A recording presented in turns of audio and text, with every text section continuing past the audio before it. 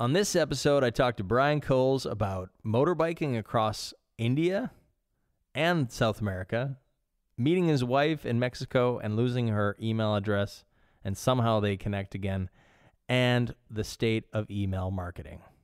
It goes by the name of Instagram marketing. If you want to become Instagram famous, maybe you better check yourself. The Cubby audio and podcast. All the noise in the world, all the content out there. You have to stop the scroll. Sacrifice. Understand your audience and understand what they like. My name is Chris Covenus. My friends call me Cubby. There's always going to be a downside to the upside. People are like, oh, okay, I'll click on that. Marketing is much more important these days than it has ever been. The Cubby audio and podcast. Yeah, so welcome. Thank you very much. In the studio with me today, I have the great, honorable, handsome man, Brian Coles. That's what they said in the office. They literally... You told them to say that. No, I didn't, honestly. When I got out of the toilet, because I was in the toilet before you came, they were like, there's a handsome man here to see you. Oh, marvelous. And I was like, that can't be Brian. Who's here to see Who's here to see me? No, but it is, you're looking good, my friend. Thank you very you much. Never age. Thank you very much. I think You're it's been a very year sweet. since I've seen you. Yes, and it's been too long. You don't age. No, It's too long. it's because you're keeping in shape. I You're heard very sweet. You're very you ran a sweet. 10K this morning. I'm A impressed. 10K, yeah, 10K. That was good. That was nice, and it was dark, right? It was black as the ace of spades out, and then the sun came up half an hour later, and that was quite nice because I live by the sea, so yeah, it was a beautiful sight.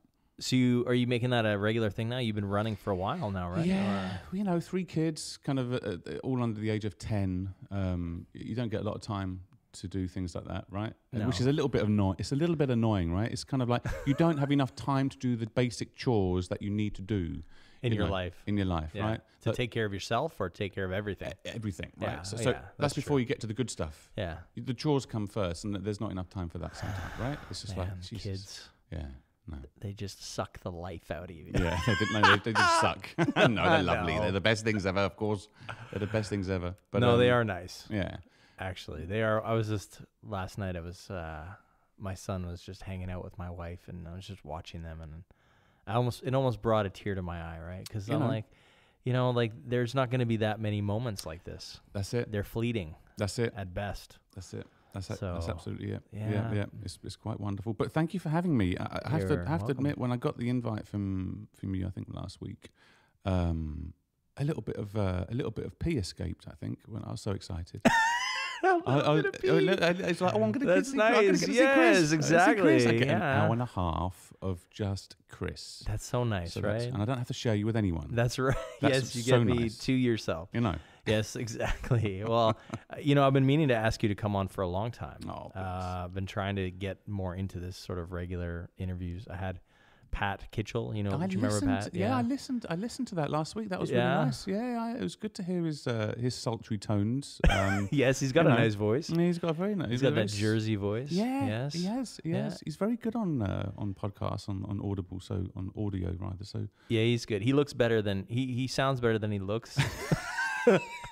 he's got a face only a mother could love. Yes, No, he's got wonderful. a face for radio. Yes, he's got a face and a voice for radio. We love you, Patrick. Yeah, we love you, really. shout out to Pat for being on last time. Yeah, but we got into some good stuff. We talked about Facebook, which I guess you were just saying before we started the podcast that you've completely... I'm off it. Yeah, You're off Facebook. I'm off it. And Yeah. I think maybe like a lot of people that now are off it. It just took a little bit of a nudge. We were waiting for a nudge. And, Right. the Cambridge Analytics stuff was the nudge for me in the end. You're right? just like, screw it. This Exactly, is, just this is too much. ridiculous. Yeah, because it was just it was taking more than it was giving. Yeah. Facebook, right? I mean that from the perspective of, you log in and it's like, I'm not getting value for this, and to cap it all off, you're getting adverts thrown at you which were shit. Right. Yeah. So it's like, and I'm reading about things, and I love my friends, but they post a lot of shit. Yeah. There's lots of shit there, Yes, right? yeah. And I don't want to unfriend them. I don't want to unfollow them because they're my friends, and it feels like a bit, I don't, You love them in real life, You know? not so much their Facebook feed. So they're wonderful friends, but they're lousy marketers, or they're not being marketers, are they? But I mean, they're not. self-marketers, if you like. You know? Oh yeah, yeah, but it is like self-marketing in some way, right? yeah. You know, self-promotions. you know. Yeah. So there are some True. people which are, you know, you follow and you just laugh your ass off because they're naturally funny and They have something to say. right. Yeah. And it was like, so I wasn't getting enough. And so, you know, instead of kind of just getting rid of all the friends Right. and whittle it down to about 10 or 15 that just, you know, That you funny, really want to see their stuff. right? Yeah. I just thought I'm off it because I'm not getting enough out of this. It's Yeah. not giving. Like I say, it was taking. Taking more data, Yeah. security, Yeah. out of Right. you, and they were like, you know what, it's not worth it. Yeah, actually, I read an interesting post where someone was breaking down some of the data and the costs, and someone said that per user, Facebook makes about $12. Okay. Okay. a But you year. add that up. Maybe. Yeah, but that's what I mean. It's just the sheer size, Yeah, right? So if yeah. you have, I think it's, you know, I think they're at, I forget what their revenue's at, but maybe that's an older article. Maybe they're at $30 now or $20. But still, if you think about, okay, would you pay for Facebook at $30 a year to not have them sell your data and not have them use the data for advertising? That's an interesting one. That's an interesting one. I was Yeah. like, yeah, That's actually, clever. I might pay I'd definitely pay $12. Yeah. If there was no ads on the platform and it wasn't like selling the data, I think I would probably say $12 a year. I think I could pay that. That's pretty cheap. Yeah, but how would you get rid of the shit friend posts? Just don't follow shit friends. No, That's impossible, though. No, they're not. but They're good friends, but they're shit posts. shit You know, posts, yes. I couldn't, agree. I couldn't give a rat's ass that you've just had the best paella of your life, right? I don't care, and don't share that picture. It's like, shut up. What? That doesn't give me. It's anything. important to them, Brian. I know, but I that's mean, what like they've It's had a just- life-changing moment. The world needs to know. This is the best ever. This is a thing, isn't it? It's because everyone believes they have quality content. Everyone believes this is, you know, it's a problem, right? Because there's been this kind of shift in True. people. It's very narcissistic, right. to think that, okay, actually I read it, and speaking of another post, this is not a shit post, but this was like, thank you Instagram stories for reminding me how boring everyone's life is. Right. Like what are we doing? I know. It's a good question. Like, what are we Right. doing? Like, Yeah. really, do we need to? But I guess it's sharing. Like, everybody wants to share everything. I don't know what the answer is, but I think we're at a tipping point. Yes. I think a lot of people are having these discussions, and Yeah. I think that I've ran into a lot of people that over the last, probably through 2 or 3 years, where they're just like, I haven't seen you. Yeah, no, I don't. I'm not on Facebook anymore. I'm not on social anymore. There's a maybe it's run its course. I mean, we were also looking at I was looking at the latest social networks, big social networks that have launched, and the last one was what was it? 2012 was Vine was launched, and now Vine's gone. Yeah. But the big social networks, the last one was 2012. So it's like that was 6 years ago, Okay, that's wild. almost 7 now. Yeah, that is That wild. one of the big ones have been launched. And are we due for a new one, or is that a sign of the times? Is that a sign of that this has run its course? There's no more room in the marketplace for another one. Yeah, maybe it's exactly. Yeah, what else can they, what's new, right? What can they come out with that's brand spanking new that's never been tried before? Because if it's not new, I'm not going to use it. I'm going to stick to the old stuff that I know and I've got all my friends on it, right? So it's got to be brand new and not gimmicky. Right. Don't give me gimmicks. Give me real value, right? So I don't know. I mean, communication. It's words and pictures at the end of the day, isn't it? Yeah, videos. Why videos? That's words and pictures. That's That's, lots- just that's pictures. lots- a sequence That's just of pictures. many, lots of pictures. Yes.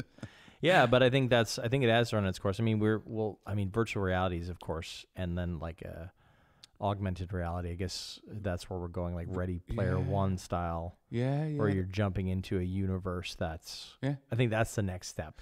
Yeah, I hope so. That's fun, right? That'll be the next one, where you're like in there as an avatar and experiencing the world through VR. Yeah. But I think that's probably 5 to 10 years away before Yeah, right. we're I mean, that's- fully immersed in in an online world of some kind. I'm kind of glad that VR is kind of come back because it's kind of stopped and started over the years, hasn't it? VR was like, I don't know, 20 years ago they came out with a headset and it was like looking at your Atari 2600 VCS, Right. and through these glasses, and it was crap. and people vomited lots, you know, when because the motion sickness was awful. And so they kept trying it, and now all of a sudden, now it's in your home, right? Your PlayStation, or you know, Oculus, and all the rest of it. So, but I don't know if it's made a leap in the last year and a half. Like I would have expected that it would have exploded even more, but I think the hype's died down a bit. At least from my standpoint. I mean, I know Facebook actually just released a new Oculus, and we'll see what that brings. But I think it's got to go total body. Yeah, it has, like it's got to go to a place where it's like you wear an entire suit, and you're just like, isn't that a bit of a you're faff? Wired in. Isn't it like, you know, okay, I'm just going to do some posts tonight. I've got to strap on my VR suit. Oh, fucking hell, it's taking ages. Jesus. And then you get it on. It's like, I've forgotten what I was going to say or do. I think it's all going to be video game. I think. Yeah, that's like that's probably where it's going to go. But I don't know. I don't know shit, man. Like, listen, I am a Canadian. I live in Copenhagen. I know I'm in podcasting. I mean, that's like 20 years old now. Yeah. So I don't know anything. Yeah.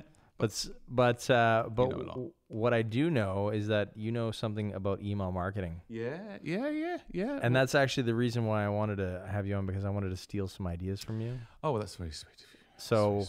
So tell me, what is going on the email marketing side that you see lately? Well, here's the interesting thing. I mean, I think it was last year or this year, I can't remember, but email kind of celebrated its 40th birthday. Are you serious? Yeah, it's 40 years old, email, right? Wow. And it's been going for a while, and it's, you know, like I say, it's still with us, right? And it's still, I mean, there's billions of emails floating around the world as we speak, right? I mean, True. Devices are sending emails to people, banks are sending automated emails to people saying how much money they haven't got in their bank account, like me, and you know, so it's a very short email. You know what I mean? So you have zero, you have minus. So, exactly. You owe us. That's normally what I see. You owe us $2 million. You know, so yes. so it's all over the place, right? Email is being used for so many things. Email's pretty ubiquitous. Yeah. Yeah. It's with us, and it's not going away. And there's lots of these articles, you know, they've been happening for years. Email is dead. Social media was taken over. I mean, of course, it's nonsense. They both complement each other. But the thing I like about email overall, after working with it for many years now, is that it's personal, right? You're going to get an email from someone, and no one else is going to see that email. It's for you, right? And I think that's why it works in kind of the B2B world, and especially the world that I'm in, which is fintech, where people are kind of little bit cagey about sharing ideas and sharing thoughts, because you know, so email is a very personal medium, for sending a message out and for receiving it and acting on it. So I think that's why it's still with us. Yeah, I think you're right. I think we still react on emails quite a bit. Yeah. I still think about my inbox as more, you know, I would say like I would want to clear out my inbox more than I want to clear out my direct messages. Yeah. Do you clear out your inbox? No, I've never had inbox zero or whatever they call it, like mailbox 00. Yeah, I've never had that. Yeah. But I think that's because I get a ton of stuff. I mean, I get a ton of spam. I think it's like crazy, but there is a few email newsletters that I love that I'm always reading. The Hustle is a great one. I love that one. Yeah. Which is like just tech news and sort of cultural news that's really short and punchy and nice, and then of course like business email is massive for me, and I think I actually think that it's a sign. If you're really good at email, like really good at answering people on email, it's actually a competitive advantage. In some ways, like I think that I look at my inbox and I'm like, okay, if I can reply to people quickly and get things, it's actually people go, wow, okay, this guy's on top of it. Either they think he's on top of it, or they're like, he's got nothing better to do. Maybe it's, maybe that's one thing. But I think it's just for me, it's. I mean, it's core to how we run things and do things here, so I don't think it's going away. But from a marketing perspective, people want, at least what I can see on the agency side, is that companies want email addresses more so than they want followers or fans on Facebook. Okay. Depends on what the company is.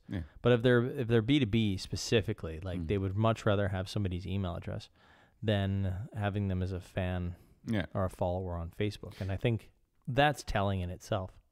Yeah. I mean, you've got once you've got someone's email address, you can, as long as they don't unsubscribe, you've got kind of unrestricted access to them, right? I mean, they're going to get emails in their inbox when. Well, at least you know it's going to get to them. Exactly. Whereas you don't have a third party like Facebook that's capping your reach and saying, "Oh, you can't," other than like a spam filter or something that's going to catch you. But I mean, if you've already mailed them and they've already accepted, then it's very rare that you're going to get in spam. Then you know, and it's kind of the thing I like about the building up your email list and building up your clientele and your prospects and all the rest of it is that it's your data, you're owning it. Right. Yeah. No one's gonna take that off you and then resell it. You know, unlike Facebook might do. Right. Right. And give it to the competitor. You know. Right. So it's your data. So it's so you nurture it and you look after it. And actually, when you do that, as I've done over the years, you feel a great responsibility. So when someone opts out, you want to know why they opt out or unsubscribe. You really want to know. You call them up. Yeah. Hey, why? what are you Why doing? did you unsubscribe? This is great. This stuff we're sending you, right? So Yeah, okay. you know, so that's interesting. Here's a fact. So when Obama was trying to get some money together, right, for his campaigns, and this actual the money that he raised from this particular event I'm going to tell you about was the biggest fundraising event or fundraising episode before he got into power. So basically, what he said is like to his digital team, he said, "Okay, guys, analyze inboxes." Apparently, this came from him. Analyze inboxes and see how people talk to each other, and let's put out a big email to the United States of America saying, you know, with this message, right? So of course, I don't know how they got access to people's inboxes, but they did somehow. Well, they can look at their own. That's true. Yeah, the campaign. I hope they team. didn't Look at yours. But you never know. You never know, right? Hey, so let's just assume this is a better story. Let's just assume they hacked into every American's. That's what they did. They did it. Right? It's going to come out one day. Yeah. And then Hillary Clinton's inbox. That's what they looked exactly. at. That's why we can't get it. That's why they can't get their mails. It was Hillary Clinton. It was Hillary. Inbox. She screwed it up. Okay. But so he said. So what they did is that they analysed, millions of subject lines. Okay. Friends were sending to friends, and they wanted to come out with the ultimate subject line because Barack Obama wanted to use that ultimate subject line to then reach out to people and get lots of donations from people. Was it like, hey? It was hey. It was hey. It was. Hey. It was hey. That's awesome. That was it. That's what they did. So I mean, imagine you get an email from Barack Obama saying hey. You're going to open it, right? I'm definitely going to open that mail. You know. Yeah, that's a smart tactic. Right. I'm going to try that. I have an Friends. able list. Yeah, Like I mean, about just 1,000 people. I'll just be like, hey. But I mean, even in B2B, I think people have the assumption that you've got to speak like a business person to a business person, right? And it's like, no, that's not how you engage people. These are people, not businesses. Right. So speak to them like a person. Right. So what's the best? So you always open emails from your friends. Yeah. Right. You always do. Yeah, that, absolutely. Right? Yeah. So but you don't always open emails from businesses that sound like businesses. So of course you've got to keep it light and conversational and Right. and fun, right? I mean, even if you're a business selling to a business, you're selling to a person. Right. Yeah. So I think most companies lose sight of that. yeah, And it gets stuck in legal, and it gets stuck in 10 different marketing managers had to look at it, and then yeah, you got to toe the corporate line, as they say, and it ends up being just like washed out sort of. yeah, Take advantage of our new solutions. yeah, exactly. It's like, oh god, Exactly. Yeah. oh god. Remove that word solutions from any bit of text you ever do in any of your marketing. Get rid of solutions. It's awful. So it's really about being more human Yeah. in the communications. That's all it is. Yeah. But that's the problem, right? If you're in the corporate game, you've got to convince, especially if it's maybe not Google or Facebook or one of if you're not a startup, if you're in an organization that's been around for years, you've got to do a lot of convincing to change the style of and the tone of your text. Right. So you can only do that with numbers at the end of the day. The data to say that, hey, this performs better. Yeah, data testing. I mean, you can't beat testing. Yeah. Test everything all the time. Yeah. So yeah. So have you tested subject lines like one versus the other and found ones that work better? Yeah, emojis work. I mean, it's I'm right. also finding that on our side. Emojis seem to work well. Stuff like that. It's just It just lightens it up. Totally, Yeah, it sticks yeah. out. I mean, if you've got 50 emails in your inbox and you can only see the subject lines, the Right. ones with the emojis are going to stand out, aren't they? I mean, Yeah. it's all about just little nudges, right? You know, it's Yeah. just little nudges, Yeah. little nudges all the time. Because if you try and sell that concept of like, let's put emojis in the subject line to someone, they'll be like, well, that's not going to get me a click, or that's not going to get me an open. No, but it's going to help. Right. It's all. Well, you got to stand out in the inbox. I think Yeah. there's so many hurdles that you have to cross. Yeah. And that one is, okay, do we stand out, or can we grab attention? Yeah. Then the next one is open, and the next one is click. Yeah. And then there's all these different things that the brain has to sort of, decisions it has to make. Do I want to open? Do I want to click? Do I want to read? Do I want to, all this jazz. So you have to like cross those chasms. Yeah. And if you can do that effectively, then you've got something that wins. But it's tough. I think it's tough. I mean, that's half the battle, is just getting people to open it. It is, and it's about with the best marketing, I think, is just honesty spun very well, right? Be honest and say, because if you open an email where the subject line overinflates what's on the inside, then of course you're not going to click, because it's like, you fooled me with your wonderful subject line, and I've opened this email, and this is nothing like you promised from the subject line. So it's so like 40% bigger stuff. if you eat this pill, That didn't work. didn't work.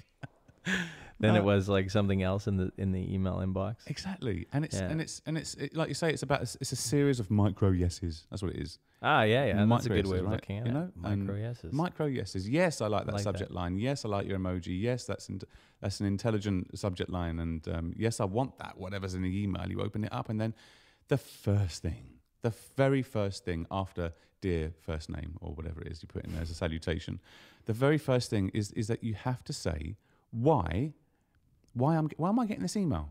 Right. Why am I getting it? What have I done in order for to give you the gall to send me an email, Mr. Business Person, right? And you got to allude to that straight away before you do the problem, before you explain the problem, or before you talk about the solution. It's Right. why you get, So a simple one is, if I was to send you an email, hey Chris, as an entrepreneur, right? Yes. Right?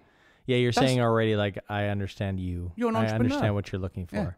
Yeah, that's a good way of putting it. Yeah. Straight off the bat, it's like, oh, okay, you've done your research, and because if I was to say, Feels more targeted. Yeah. Feels more towards me. yeah, Versus just you know. dear insert first name. yeah, exactly, and it's Do you know the number one cause of X, Yes. Y, and Z? yeah, Yeah. Okay. So it's saying, like, I know you. I know you, I know what you're about. yeah, I think I know what you're about. Yeah. And we have a solution, or we have something for you. yeah, and so it's about, of course, It's a mixing good tactic. the creative with the data, because Yeah. I need the data on you in order to kind of know who you are and what you do as a profession, Right. and all the rest. So give me that data first, then I can speak to you. So do you do a lot of segmentation then, like trying to figure out like Yeah, which each person is or who they are, like do it targeted that way? absolutely. And Okay. the data's all there, right? So you can use something called dynamic content, which will say, I don't know, Pull it in based on their persona. exactly. Okay. So if you're persona this, then you're going to get this That. copy, right? And it's Yeah. just. So it's all there to be had. So again, it's just little nudges, isn't it? Little nudges to get you to click on that little link, because that's the only reason why your email exists, is to get people to click on the link. Right. And What about emails? Like I've actually experimented a little bit with like stuff that I do not want the click. I actually want them to stay entirely in the email. yeah, I'm not sure about that. Almost like like you said about being a friend, like how you would email somebody naturally wouldn't be like, hey, I need you to click a link.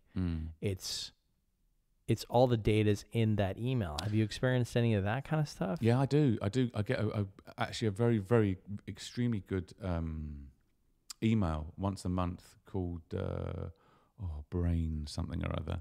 But it's this woman who collects these amazing stories from around the planet of. There's a huge bent on philosophy and just lots of great stuff, stories and pictures and books that you got to buy. And this, I'm not kidding you. I counted it. I think it was about 30 pages of scrolling on my phone. Oh my God. Yeah, it was huge. And I was going to do a little article about that, actually, because she's an exception, because it is such a well put together email. And of course you can click on articles and go to the landing page or whatever. But But it's designed to for you to read do it. both. Like you could click it or you don't have to. It's not like a teaser. It's actually a full piece of content in some ways. Exactly. She's put a landing page in an email, and that's like an email 101 that you don't do because your email client is a really shit way to read content, right? Pretty much. It's crap. But I guess it's, I mean, the intended version, like the intended, a thing about email is, I guess, not clicking a link or not going to somewhere else. It's like keeping them in the feed in some way. Yeah, but it's, I kind of get what you're saying, but it's how do you then know that this person has engaged? Yeah, you don't. Right? You don't, right? Because unless they click download pictures, you don't know if they you don't know interested. if they even if true. they opened it, right? So get them to the landing page where the browser gives you a much better experience than any email will ever do, right? That's true. So I mean, your complete analytics will go out the window if you're just going on if you're just like leaving it open. Yeah.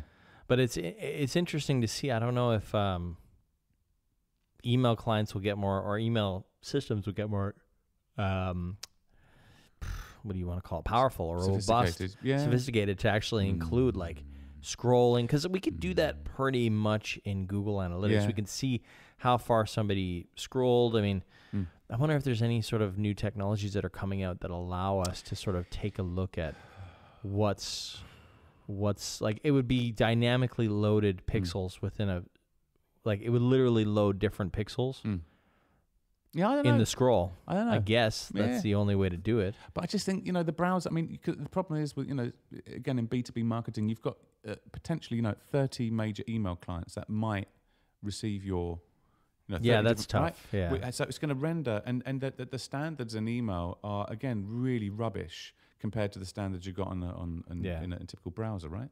So you're so limited because you've got to really bring it down to kind of like a very basic standard if you're going to get 30 email clients to render that email nicely. So it's just a crappy experience compared to. Yeah, I mean, we don't do a ton of email marketing. We do a little bit here, and that's always the nightmare. Making it compatible across the board, it's just like, God. Exactly. And to top it off, this thing, the phone, mobile, making it work mobile and across every client. Yeah. It's just like, God. Like, it's almost better to just send, hey. Yeah, exactly. Please go to this page. Some text and a link. Exactly. Click this link, please. Like somebody emailed you off their phone. Sent from my phone.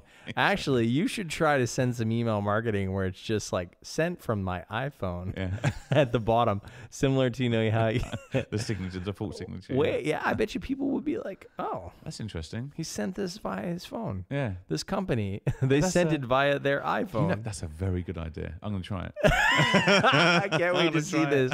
Can you put me on the list beforehand so I can actually see it? That's a great idea.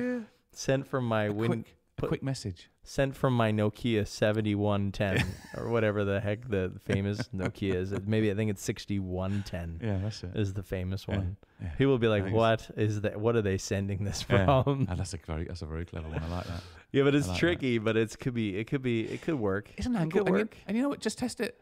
Just test it just send it to like 10% of the audience. I whack it up to 50. I don't think your current job would approve. Oh, I don't know about that. There's been some good maturity that's been going on for a while. So Well, I whack up the testing to 50% often, just to see what the results are. Okay. So, and that's kind of that's a bit of a downside with B2B, and if you've got a kind of a small market or a small universe, is that you don't do big numbers. We're not doing millions of emails a day, right? Yeah. And, so statistical significance. You're not gonna hit a million people with that crappy email. You're gonna hit like 500 to 1,000. So it's kind of that's a little bit of a but that's kind of a nice feeling when you're not like emailing the entire world. Yeah, but these are C-level executives. With, you got a pretty hardcore group right? So that you're emailing. So you can't cock things up. No, to these guys who've astronomical fees. They're gonna be very pissed off in their Jaguars. Yeah, exactly. Or in their private cars and jets when they're actually reading their emails, and it's like you do have to have balls of steel in just an email marketer, right? You've got to have balls of steel because once the email's sent, it's sent. Yeah, there's no going back. There's no going back. You can't retrieve. You can't delete the post like you would on Facebook. You can't update it. But I mean, everything is kind of. Yeah, there's ways of finding even deleted posts for social. Yeah. But Really? I mean, but it's not so worrying, I guess. Email marketing is the scariest thing you can do as a marketer. Proper scary. It's proper scary. It's gone. It's out. Yeah. You're done. You're done, exactly. And, you know, a lot of the time, I've done it a number of times where, you know, you've sent the email and it's like, oh, someone said, Brian, did you know you didn't do this or the other? And it's Do you like, know I've just got this. you spelt finance wrong? Yeah. It's like, oh, shit. Yeah. Or the classic one was, everyone's done this, I know, in email marketing, that for some reason the tag for first name, dear first name, you know, that hasn't rendered out properly, so it hasn't inserted the first name of the person, right? I know. You know, and it's got dear percent first name percent. God. Because you've written it in wrong. You Oh, yeah, the merge tag. Yeah. It smacks of- that's nasty. Yeah, I've done that. Yeah, And I it's think like- everybody's done that. Yeah. Yeah, I've actually one time I remember we were first setting up an email marketing system for somebody, and and it had created its own feedback loop, whereas the person's out of office would hit, and then it would try to send again Nice. and again Nice. and again, and it just looped itself to like over 4,000 emails Beautiful. over the weekend. Kill their inbox. And it was just, it literally was. It Fill it killed their server, their email server. And we got a nasty call on Monday morning saying we've completely because of this. I shouldn't put their name in. I should Good beep job. it. But this was like, Oh, good work. I like so it. I left you a proper mess Thank you. when I left the company.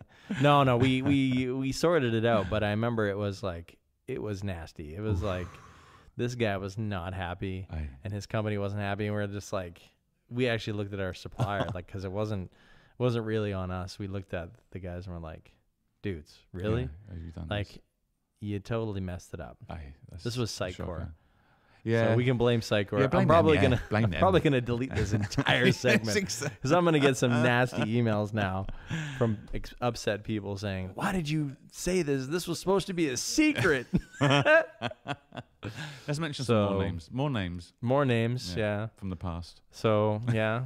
So what's the future hold for Mr. Brian Coles? Well, the future is very interesting actually, because we're leaving the country. We're leaving the country. You're moving? No, we're not moving. We're leaving for a year and then we're coming back. So we're taking, for want of a better word, sabbatical. Really? Out of the country. Yeah. We're out of here. So me and my little family. crap. Yeah. You know, it's one of those things, right? Because it's, you know, you can watch some films, right? Mm-hmm. And at the end of the film, you think, God, I haven't got enough time left. There's not enough time left to do all these things I want to do, all this stuff I need to do. There's not enough time. And then a lot of the time for me, it comes back to my family. And it's like, I look at my family, I look at my boys, you know, I've got 2 boys and a girl. And I think, you know, I thought I'd be taking you guys fishing more. I haven't done that. I always thought, you know, before I was a dad, I'd be taking you fishing a lot, you know? And it's like, I've not done that. I've taken them fishing once. And that's it. So it's kind of like, and why? Well, you're better is than that? me. I've taken them 0. So you win automatically. But, you know, so you watch some films that kind of, you know, you put these thoughts into your head of like, oh, you know, I need more time to do stuff. I need to scale things back a bit so I can then scale up the things that really are going to feed me in the future, you know. Yeah. So I'm taking that to an extreme. That's incredible. I'm off out of it. Yeah. So you guys, okay, give me the rundown here. I gotta know. It's I gotta know. How did you come to this? Okay. And well, you know, what is the process here? So you know, when me and my wife got together, we we took a motorbike trip from London to India many moons ago, right? We took a year out to do that, and on that trip From London to India, you can do it on a motorbike all the way. Really? Yeah. Okay. Eurasia. You know, But I all guess the you way. got to go a ferry at one point. We cheated a little bit. Because you know, it's land. It's land all the way there. Look at a map. Look at a map. I'm It's pretty crazy. sure. I'm pretty sure the UK is an island. Okay, all right. Last time I checked, I mean, like I'm not that Okay. good in No, geography. I'm but saying that. The is Channel there a Tunnel, bridge? Channel Tunnel. Okay, Tunnel to so there's a France. tunnel. Okay, Yeah. all right, I didn't know this. Yeah. Channel Tunnel from the UK to France. And I mean, Okay, sorry, I stand corrected. well, but that's a good point. It is an island. But so we did that, and we said, you know what, if we can stand the sight of each other at the end of this trip after a year, we should get married. And so we did. After that trip, It's a good barometer. and good, you get a good lot. check. You get a lot of time to talk on when you're spending a year of your life with your on your motorbike with your wife behind you. I mean, literally, a centimeter behind you for Right. the whole year. And so we talked about a lot of things, and on that trip, and one of them was, should we do this when we have kids? Yeah, why not? So 10 years later, we're doing it. That's So incredible. That was a seed we kind of sown back then, and it makes sense now because the kids are all at an age now where they can remember it. yeah, that's true. James will be 6 when we go. So Yeah. Is he already 6? he's 6, mate. He's a bruiser as well. Okay. Yeah. Where It's did crazy. the time go? There you I go. remember when he was There born. you go. There you go. That's what I'm talking about. Chris. Yeah. What is that? You get to see time fly when you see other people's kids. Yeah. Not your own kids, of course, because you see them every day. But when you see other people's kids, it's like, Yeah. what? I remember when you were sucking on your mom's tit. How are you a Exactly, grown yeah. person? Yeah. Yeah, that's crazy. Right. Yeah. So, wow. I've had enough of feeling guilty about that sort of thing, right? So I had to take action. So we said, well, okay, we're going to save. I'm going to sell my ass in the streets. Don't know what we need, whatever we need to do to get the cash together to make it happen. Right. So you saved up for the past couple of years? Oh, we haven't got the cash yet. Oh, you haven't got the cash yet. No, we have, but we're gonna borrow some. We're gonna earn some when we're traveling, and we've saved up some. Okay. So 3 different sources. Yeah. Yeah. Okay, good. And you can live cheap if you do it right. Yeah, well, Southeast Asia probably is and that's where we're going, is probably the cheapest place to go, right? I mean, well, it was 10 years ago when I was there last. Yeah, but it still is, I guess. I think it is. Yeah. No, Copenhagen. Copenhagen's the cheapest. Haven't you heard? Real cheap. It's insane. Yeah. Yeah, but I mean, that alone will, I think it's also such an amazing experience for your kids, to see how the other parts of the world live. Yeah, and to get a good perspective on, hey, wait a second, we're pretty damn lucky. Yeah, that's true. That's very true, Chris. And it's but it could backfire a little bit. Obviously I do a lot of thinking about this. Sometimes late at night, and I kind of wake up thinking, oh Christ, I've forgotten about that. Like for instance, in Vietnam when we were there was some pretty horrendous scenes on the streets with people with melted faces begging for money, right? Right. And I did not like that. I did not that freaked me out, let alone my kids, right? Yeah. So, but I kind of believe that your kids should be exposed to things when it's right for them, when it's the right time. So, but there's sometimes you just got to let go of it and say, you know what, that's the real world, and they'll get it at some point. But I think it's brave. I'm super impressed, man. That's impressive. Thank you very much. It's something. I mean, I think that we all think this. I mean, I think a lot of people go, okay, I wish I could freeze time. Yes, please. It's going too fast. Yeah. I don't get to spend as much time with my family and my kids. Yeah, I mean, I know this exactly. as an entrepreneur. Man, I get 0 time. Yeah. And it's crazy. But I shouldn't say get 0 time. I take 0 time, meaning not 0, but very close. And I think that's an important thing to own up to and be like, I am in charge of this. Yeah. I am. It's not just a consequence. It's an action that I've decided. Yes. So if I want to decide to do it differently, I should just do it. So, Exactly. Wow. So where are you guys headed first? Well, we've got a one-way ticket to Bangkok. That's it. One-way ticket to Bangkok. Yeah. That's okay for the entire family. For the entire family, and then we'll just take it as it comes, right? Then we'll just figure it out from there. Okay. We know the countries we want to go to, right, in Southeast Asia. So, and we know that when the rains will come, so we won't go to those countries at that particular time. So, and you'll be out an entire year. Yeah, that's the plan. And when does this start? That starts at the end of February next year. Yeah. So end of February 2019. Yeah, exactly. Yeah. You guys are Yeah. Adios. Yes, we are. So. And I'll find you in Bangkok and area. Yeah. I'll mail you. You have no Facebook, so I'll have to mail that's you it. I don't know. to Brian in Bangkok. But you know, wouldn't it be okay if I just disappeared for a year and you didn't hear from me, or people didn't hear from me? Wouldn't that be okay as well? Wouldn't that be all right? I mean, because yeah, I don't really want to hear from you, so it's actually okay for me. I'm like, thank God. But here's the thing. No, but I think it's but I think you're right. I think you can take disappear for a year. Yeah, you probably could disappear for a year. Because I mean, really, why not? Who gives a rat's ass that Brian's had a nice time on the beach in Bali? Who really seriously gives a shit about these pictures coming in? Really, it's not news. It doesn't feed you. No, you're right. For my family, right, and close friends. Oh, Brian's having a nice time, but you know, it doesn't give them anything. You know, here's a picture of my pad thai. It tastes delicious. You know, fuck off. I don't care about your pad it's thai. Your third pad thai today, Brian. What's wrong with you? You know, it's like, is that the only thing that guy eats? Yes. You know, but I agree. It doesn't. I mean, if life is about enhancing your own life, if life is about you, and will it matter a difference? It matters difference to nobody that I post motivational content on Instagram, probably, and maybe gives them a shot as an audience.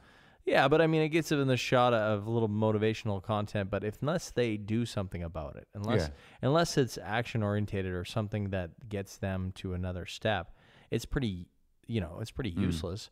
Yeah. And that's, I've made my peace with that. People have to, and I think it's probably the same with many things in life. I mean, I think that we are consumed with our own things enough that we think that this is going to affect other people as much as it affects me, but it doesn't.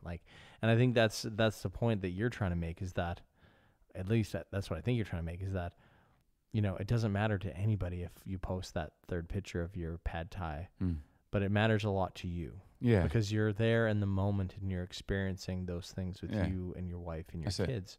So I think and we should be able to share those moments for ourselves and keep those moments for ourselves. Exactly. What's interesting for me is, I mean, I would kind of like a social network where it's not a social network, where it's just me posting stuff into my own diary in some way. Like maybe that's the secret, is it's just literally going into my own thing. Nobody can see it. It's just for me to look back and see, oh, I was located here and this was there. Because I think that's the one thing that will be nice about social media when we're 80 years old. That's it.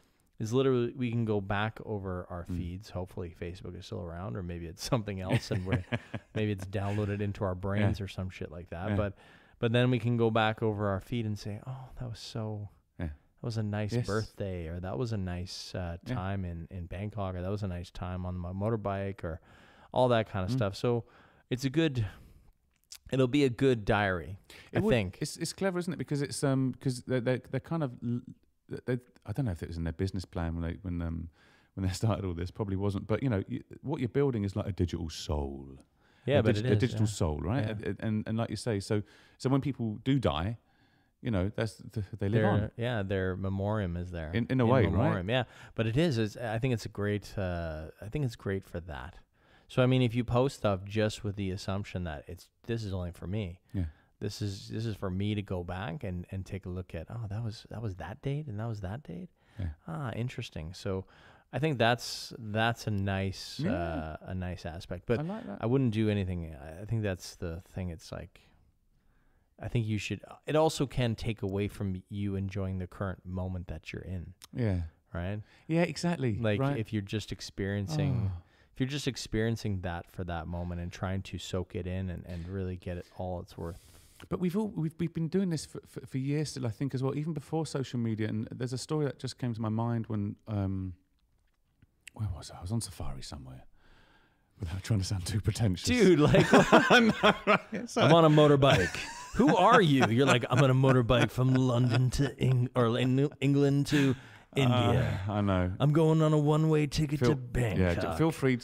You're like Brian Coles. Like you sound like an accountant, your name, but you're like James fucking Bond over here. Just feel free to call out cock when I say things Yes, like that. no, Right? but Just say it, right? I was You're on cock. safari somewhere. I was on safari killing this big cat. I believe it was 3 days in the jungle. And I saved everyone. Yeah. Yes, and I had my rifle beside me.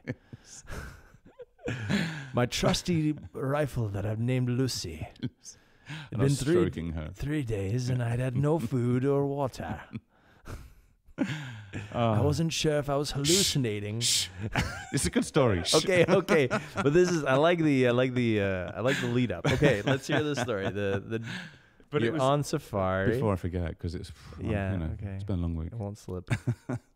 So on safari, yeah. And so this guy, it was rhino, right? Rhino. Yeah, that's right. It was in Nepal. Oh, it's all coming back. In Nepal, and we were looking at rhino, right? Or going around in this truck looking for rhino. Right. And as you do in right? Nepal, right, on a regular afternoon, and he had his face in a rhino's mouth. No. He was a rhino tamer. Exactly, he was very talented. So he's looking through a camera, right, a video camera. Yeah.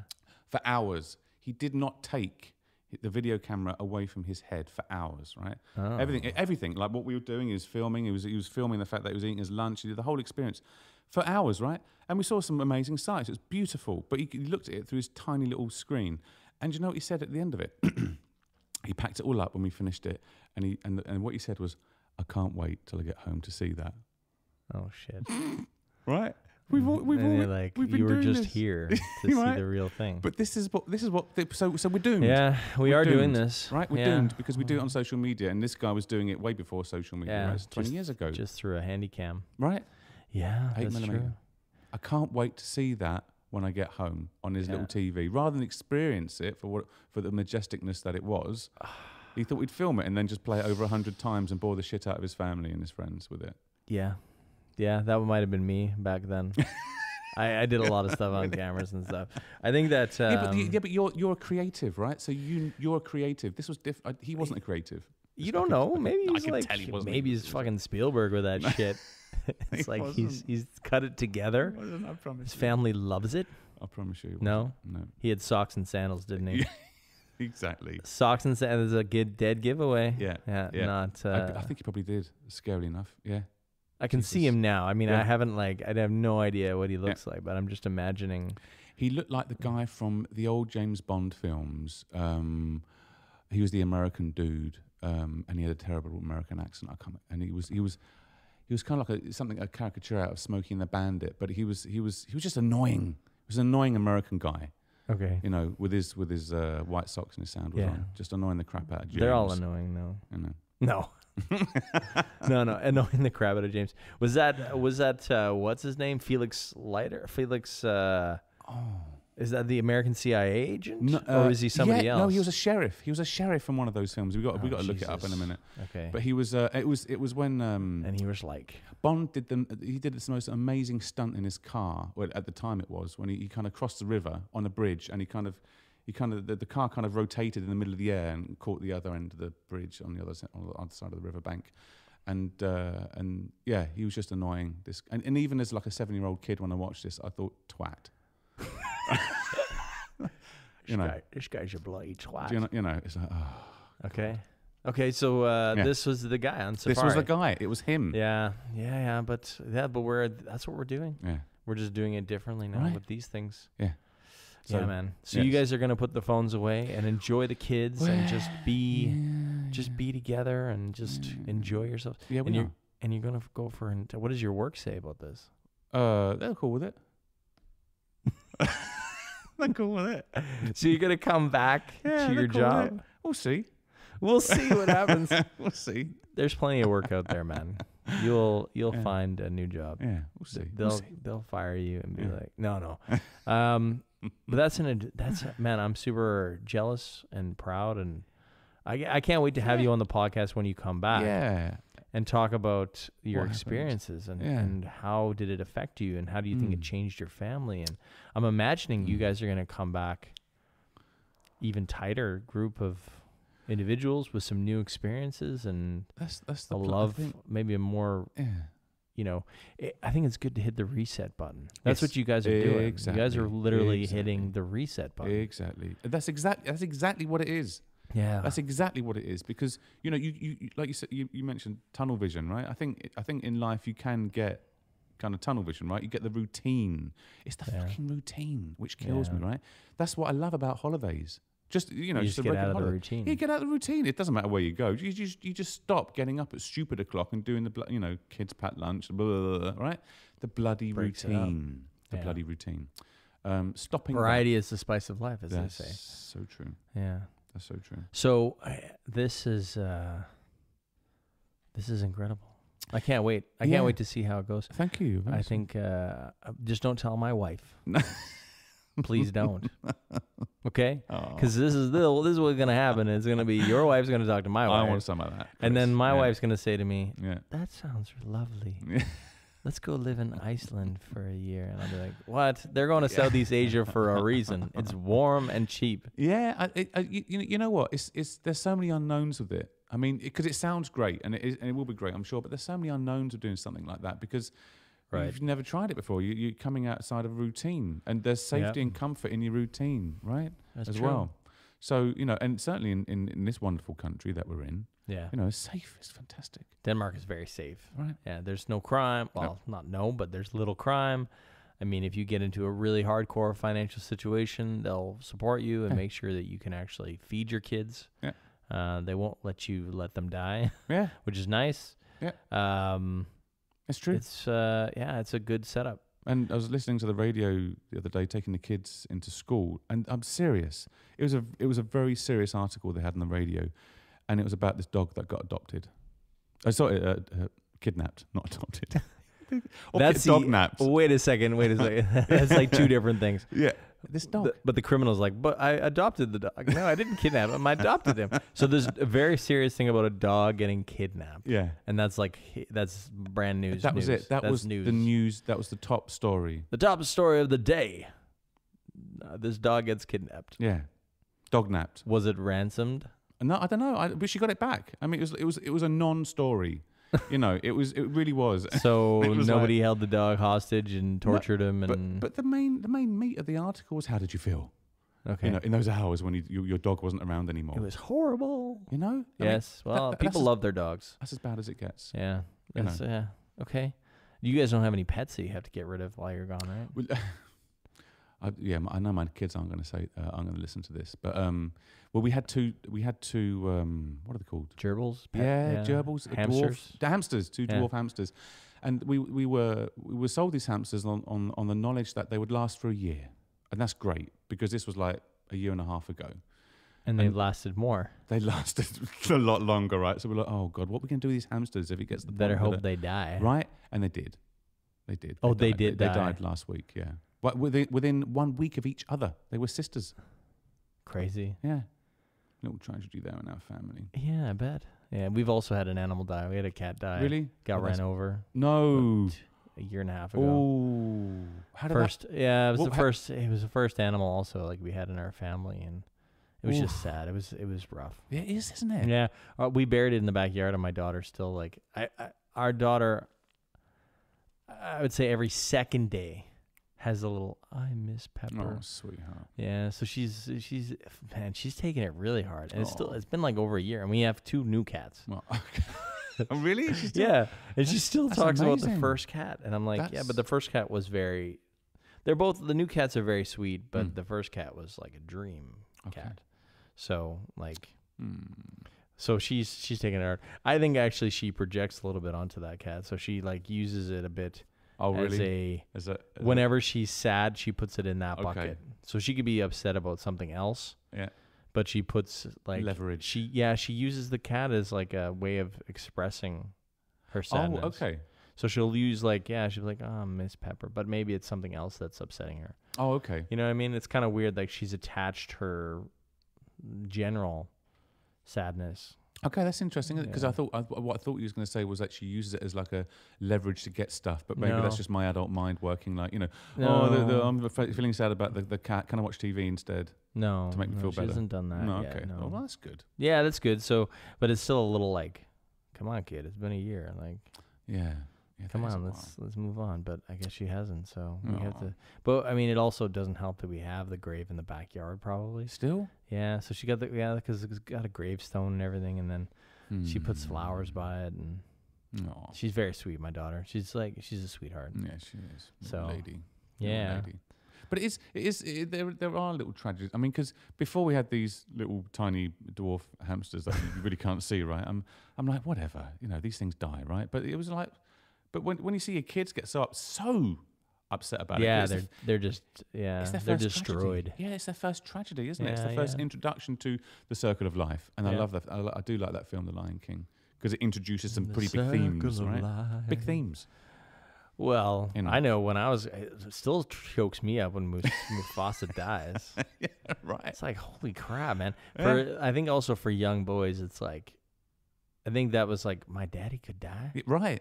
My uncle could be. Yeah, but how do you take those conversations? Yeah. Right? Yeah, they're coming now. That's a hardcore one. They're coming now. The conversations about life and death. Yeah, my kids often ask me, like, when will you die and how old will I be? And I'm like, you're going to be super old when I die. Like, you're almost going to... You're going to be sick of me, right? Yeah. Yeah. You're sick of changing my diaper. Yeah. Yeah, but they're also concerned about that. I mean... Yeah, but we've also had some tragedies in the family lately. People getting sick, and like my grandmother died here back in April. Oh, I'm sorry to hear that. Yeah, but that's the circle of life, right? Yeah. So the kids sort of got an experience with that in some ways. They weren't going to the funeral or anything like that, but they knew that Daddy's grandma died, and they had to go and take care of it. And they also remember her because she was missing fingers. She was missing parts of her, I think it was her ring finger and her pinky finger. Okay. On her right or left hand. What, they were gone? Not completely, just chopped up. She was a farm girl. And got it stuck in a machine when she was young. So they talk about that, like, how did she lose her fingers? Yeah. And like, I wasn't there, but I've heard the story that it was like she got too close to a combine or something, and like as a kid, and it's like, oh God, could you imagine? Yeah, right. But that was the frontier life in some ways. Like, it was normal. Yeah, it was kind of like my grandpa was also missing some fingers and stuff like that, but that was like farm kids. It was more savage back then, wasn't it?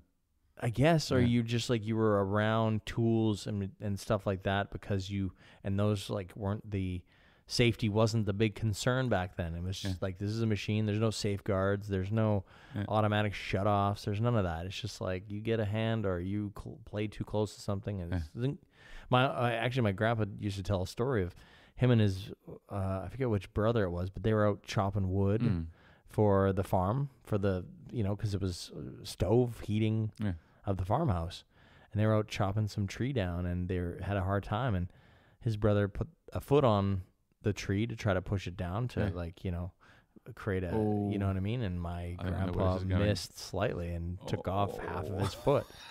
God. And it's like, Jesus, and they were like 10 or 11 years old at the time, right? And it's like, God, that's crazy. Like, how does that even happen?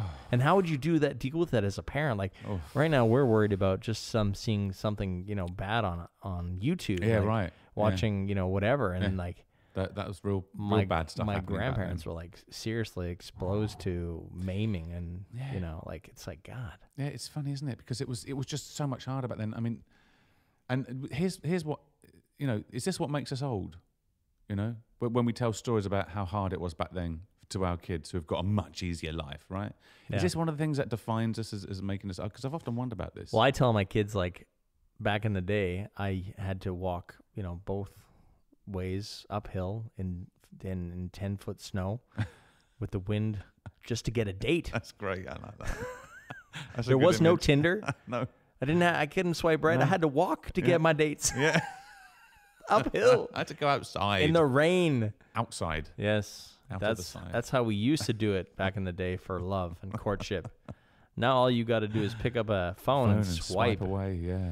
Yeah, but then so in the old days, old days, right? You really felt that you'd earned that love, or you learned that whatever it is that you got at the end. Yes. The happy ending you got was earned, right? As opposed to kind of I'm not going to comment on the happy ending part, but yes, as opposed to kind of the Tinder, kind of like it's just too convenient. Yeah, I guess it can if it's not hard work, but I guess yeah. If it didn't, I mean, I don't know. You're a much more handsome guy than me, but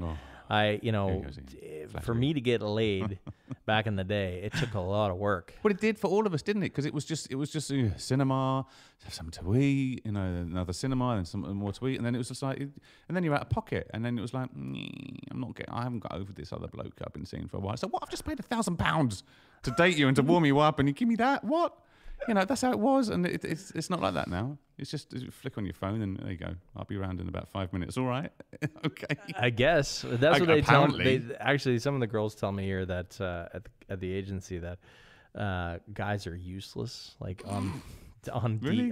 like on the, they're bad at chatting girls up, and I think that comes down to the marketplace. If you want to get like real crass about it, but the marketplace is like there's so many opportunities that they don't necessarily put effort into it.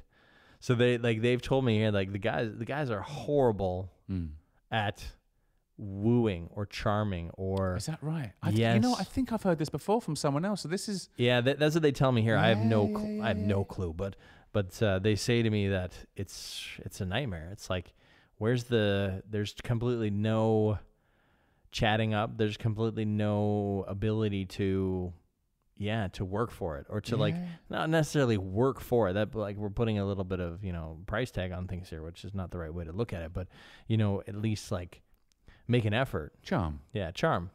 Girls like effort. I mean, like I literally stalked my wife to get her. Like I literally stalked her, and the first time I asked her out, she completely rejected me. And she was like. God. Actually, she was a little confused about what I was asking because she thought I was asking her and her friend out. Okay. To go out and get something to eat. I'm like, no, just you. And I said that on the phone. I'm like, she's like, well, I can ask Camilla if she wants to come. And I'm like, no, I'm not asking Camilla. I'm asking you. And then she was like, well, I don't know. I got to talk to you later. And then she hung up. Oh. And then like I literally never heard from her again. Like, and then I had to work I had to work for another couple of weeks. And like, crap. I used to, I didn't have classes in her building at all. I had one class in her building, and it was like Mondays at 9 a.m. or some shit like that. And so, but I was always like in her building at university, and just hoping I would, she'd be around, so that I could, walk with her to her next class. Oh yeah, I'm going that way too. I got to go to the science building. So like, I'll just walk with you, and then. Yeah, so literally, and she knows that. She's like, we talk about it now that I just literally stalked her. Until she said yes, and then you were the original Peter Parker, the original Spider-Man. That's me. That's me. She's my Mary Jane. Yeah. So or my Gwen Stacy. So yeah, but I stalked her, and now and now she's stalking me. I like it. Now she's trying to get my time. Treat 'em mean, keep 'em keen. Yes. Yeah. How did you guys meet? You and your wife? Well, that was on a previous. That was on a safari, of course. I was on safari. No, it's going to come out, and this is pretty pretentious as well. It's terrible. But I was. I told you this. I'm sure. Maybe, but I don't remember. But so I took a year out, and I always wanted to travel through the Americas on a motorbike, Che Guevara style. And I started off in Alaska. Well, I started off in Vancouver. No, did Che Guevara do that? No, he only did a little bit. I did much more than him. Yeah, but that fucking loser. So what did he ever achieve? Yes, nothing. Yeah, it's got nothing on me. No, I flew the bike into Montreal, rode across to Alaska, and then went down to the bottom of Argentina, Tierra del Fuego. And so halfway down in Mexico, I met my wife. And it's a cliche. I'm so sorry, but so I walked into this hostel in Mexico, right? And she was there in the courtyard, sun streaming down on her head, and I just thought, I've got to speak to her. It's ridiculous. I feel ridiculous saying this, but this is exactly how it happened. This is like a movie. It's like a movie, and I just got off the bike actually from traveling from Mexico City to this place, and it was really difficult and a horrible journey. I was bloody exhausted, but I thought I've got to speak to her, right? So I went over there with a beer, and we started talking. We were talking for 2 hours non-stop. Never felt so comfortable with anyone, a complete stranger, in my whole life as I had with my wife. And then she said, right, she's Danish. And she said, so she's direct, you know. She said, right, I'm going. I'm like, what do you mean you're going? This is brilliant, isn't it? I'm having a brilliant time. Don't go. And she said, I'm going because I'm traveling around Mexico with my friend here. And we've got this pre-booked ticket for this bus that we've got to get on, and we're going to carry on. But, you know, let's keep in contact. I'm like, yeah, you bet. And I said, let me take your email. Email marketing. Email marketing. I got her email address. So you slid into her inbox. Very good. Like sliding into the DMs, you slide into the inbox. Yeah, no. The back in the day. And no DMs. And I said, I'm going to email you immediately, you know, and we'll keep in touch. We're going to meet up. I'm going to come to Denmark and all the rest of it. I put it in my little book, which was in my little rucksack, which was then robbed that night with a whole bunch of other people in the dormitory with their rucksacks, right? Are you serious? I'm serious, right? Unbelievable. The intention was that I was going to email her the first thing in the morning, right? But I had a few beers and pizza and I was exhausted, so I went to bed early. Got ripped off with all these other people in my dorm in this place. And so I'm like, Jesus, that's terrible. The email was gone. The email was gone. I had no way to contact her. Oh my God. And so I think it's about 2 or 3 weeks later, I get an email from her. I'm like, well, I didn't give you my email address because I said I was going to, because, you know, she was in a rush to get out. And I said, I'll just get yours. I'm going to email you, promise me. I promise I was. And she said, well, why didn't you contact me? And I'm like, bloody hell. And I explained the story. And I said, but by the way, how did you get my email address? Yeah. Right? This is creepy. This is a long time ago. This is way before Facebook, right? Yeah. And all the rest of it.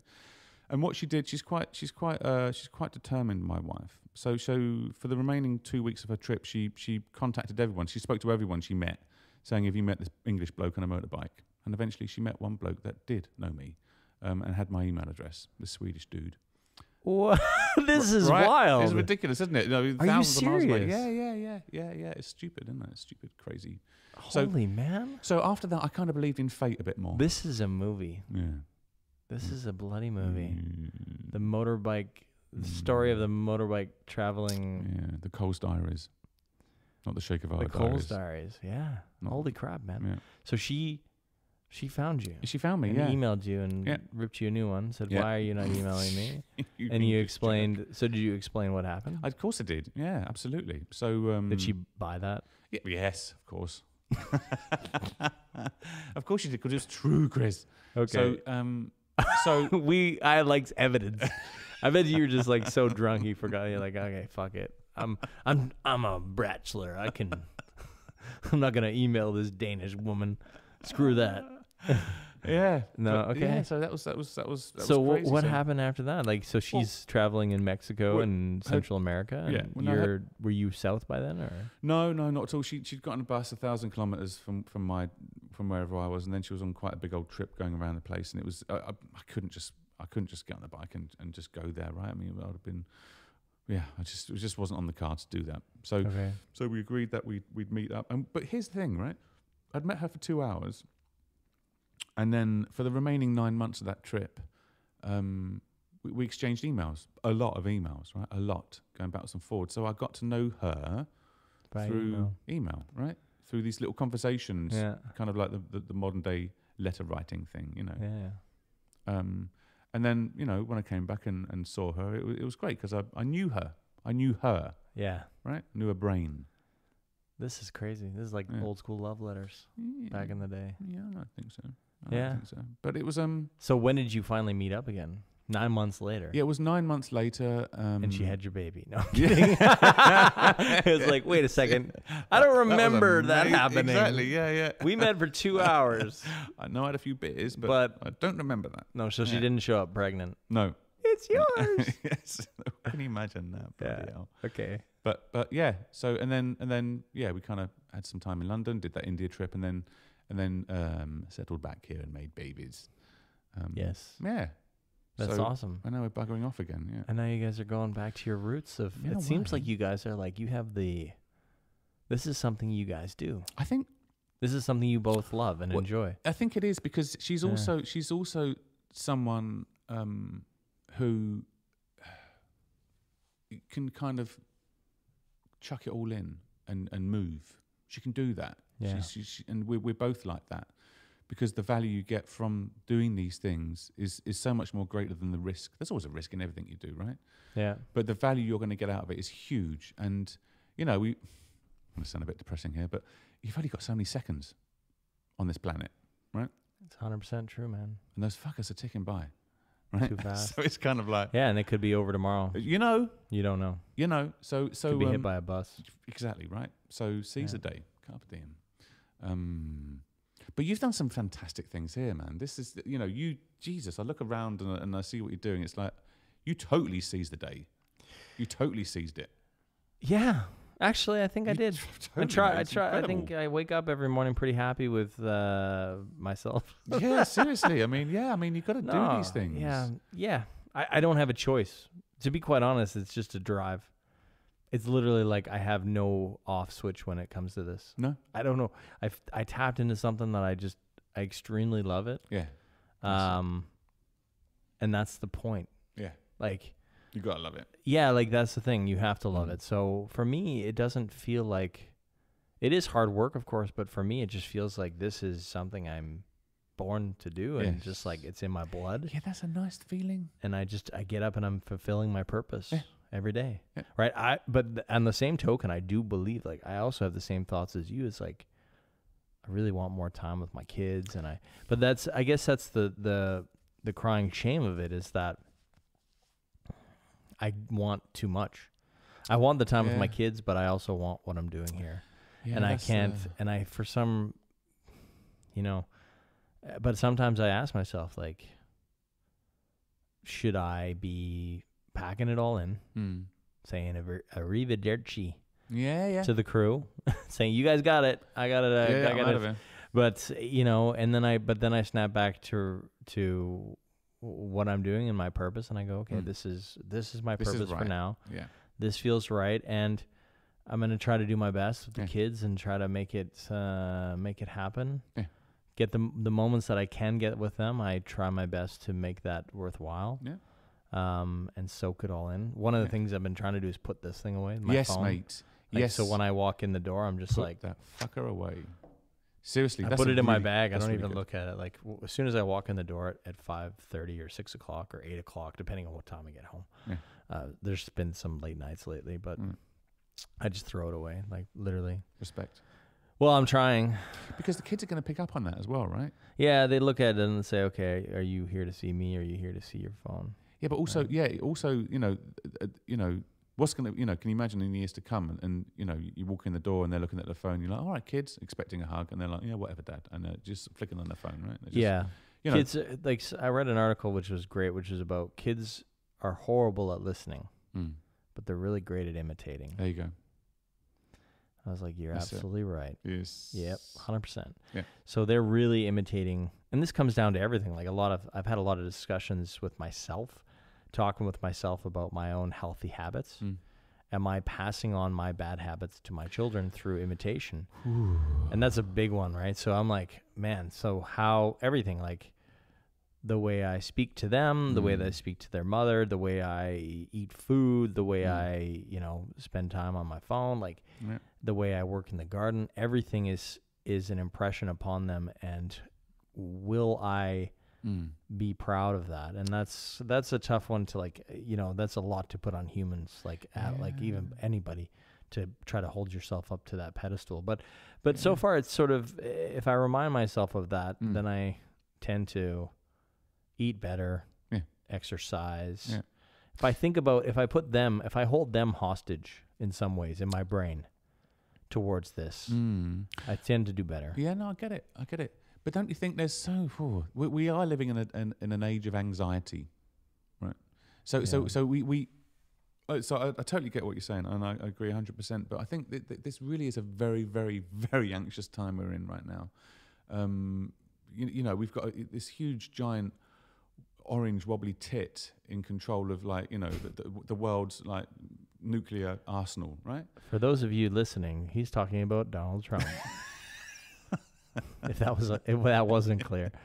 Yeah, but he's a right. He's So, a tool. Right. So hang about. How do we get there? How do we get to that point where we've got this complete nut job, And it's just that's really worrying. Yeah. The fact that actually happened. Well, I guess it's part of also Brexit, which affects you more than anything. Like, you don't have a Danish citizenship, Brexit's right? kind of no, not yet. I'm working on it. You're working on it, yeah. Because are you worried about? Nah, I'm not worried about that. I don't think it's gonna come to that. No. But I'm married to a Dane, so she'll help me out. Yes, exactly. She'll stand me up in court. Yes, he's got to stay. He's the father of my children. But he, there's and add the social media into the mix and kind of, all the impressions people get on all these channels about how you should, how to be good, how to be a good human being. There's a lot of that, I think. And it's interesting because too much pressure. Do you think, yeah, or do you think like we've put ourselves up too hard? Or I think kind of alluding to what you were saying last week in the podcast with Patrick about the gurus, right? The gurus out there. Yeah. This is how you should do that. This is how you should do it. And it's a constant kind of, this is how you should live your fucking life. And if you don't do it this way, you're going to be a failure. And so it's all right to be a failure for a little bit. Yeah. Right. Absolutely. That's actually okay. Be human. Right. We're not perfect. We have massive flaws. Yeah. So there's so much bloody anxiety hanging around, and so because we're getting these messages everywhere, like, gotta watch out for gluten, right? Don't feed your kids gluten, right? Or sugar, stuff like that. It's like, and maybe it's all marketing in the end, because it's like, there's some control at the end of somebody that's pushing that, somebody in the meat industry or somebody in the sugar industry, or there's a lot of facts and sort of evidence to back up that the whole sugar industry was behind, the whole anti-fat, low-fat diet sort of thing, fad that started back in I think it was the 50s or the 60s, exactly, where the American diet completely changed and nobody got skinnier, everybody got fatter, and it was because they're pumping everything full of sugar. That's right, man. That's right. So, and that behind that is the sugar industry, completely, right? So you kind of have to look at it and, see the man behind the curtain and see, okay, are we being sold a line here to line somebody's pockets, or is this the reality? Yeah, exactly. And how do you know? You don't, and that's the problem. And you can. The hard thing is, should you live your life with that skepticism all the time towards everything? With that sort of eye on, okay, this is manipulation. Isn't that exhausting? Like, can you really live a life like that? And I think those are maybe hippies, like, in some ways, that they go to the extreme and say, I'm not buying H&M, or I'm not buying these clothes, or I'm going to make my own clothes, I'm going to grow my own food, I'm going to live off the land. Those are the ones that go to the extreme, where it's like they don't trust anybody. Yeah, I get it. I mean, I do get it. Here's one for you: ignorance is bliss. Sometimes. Right? I mean, I stopped reading the news. I really have. I don't read the news and you, either. I think you got me onto this actually a while back. Did I? Yeah. I'm responsible for this? My ignorance is totally down to you. I don't watch it. I think I told you a long time ago. Yeah. I hate the news. I think it's a fantastic thing. Nuts. Right? Yeah. And who was it? It was Denzel Washington. Fantastic quote he said and this was on social media a year back, when he was a journalist was talking to him, and he said, what is it with you guys? He said, this, blaming the whole of the world's ills from journalism on this one poor journalist. He said, if I don't read the news, I'm misinformed. Right. I'm uninformed. And if I do read the news, I'm misinformed. Right. Right. Because they have this massive responsibility to be right. Yeah, but they're not right. They're just going for the quickest. Exactly. Being first. Right. And how many times have you watched a news, kind of a news article, and maybe it's a good news or a bad news or a very disturbing news article, and you thought, how's that going to turn out? I wonder what's the full story here? Right. And you never bloody get that. It's because they parachute you in at the juiciest point of that news story, and that story could be going on for years, but we'll parachute you in at this juiciest point because it sells, right? And then it's like, well, what happened? Tell me how this ended. And you never do. It's so annoying. Yeah, it is pretty annoying. About the news. Yeah, actually, it's I don't know where we're at with it. We're back to the old school days of news where it was about selling papers on the side of the street corner, you know. Yeah. War is coming. That's you know, it. these boys that are like, you know, the newsies. Yeah. Every news media is trying to sell, you know, the next thing versus being right. And actually, I was watching an interesting video about the journalistic sort of credence, or there's a journalism association in the U.S. and they have their rules. They have this sort of guidelines of what it means to be a good journalist. Right. And you know, you just go through those rules and you're like, oh, everybody's fucking this up. Like literally everybody is like, you know, like to tell the truth, to give voice to those who are voiceless, to not be biased, to not have, you know, to not be influenced by people in power. Right. And you can just say that that's not happening. So as soon not as you happening. started putting ads in the newspaper, you have a loss of integrity. Yeah.